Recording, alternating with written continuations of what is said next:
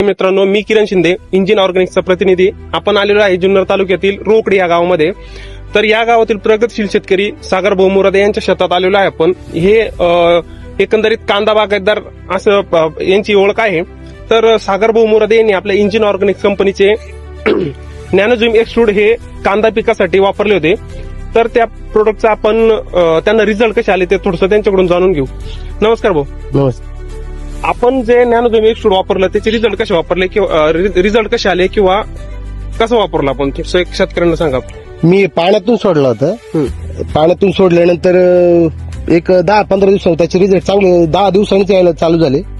म्हणजे पातीची संख्या वाढली. बरोबर, पातीची ग्रोथ झाली. ग्रोथ चांगली झाली आणि कडकपणा वाढला पातीचा. बरोबर. त्याच्यामुळे वरतून फवारण्याचं वाटत नव्हतं एवढे फवारण्या काढावे म्हणून. बरोबर. म्हणजे मग फवारणे पण कमी झाल्या फवारण्या. प्रत्येक गोष्टी जर तुम्हाला 4-5 फवारणी घ्यायची गरज पडत असेल तिथं तुमच्या 1 किंवा 2 फवारणी 1-2 फवारणी वाचल्यात. बरं. त्याच्यामुळे आणि पात तुम्ही बघू शकता कांदा पण एकदम व्यवस्थित आहे. अजून साईज पण चांगली झालेली आहे. बरोबर. आणि वाढ पण त्याची व्यवस्थित झालेली आहे. बरोबर.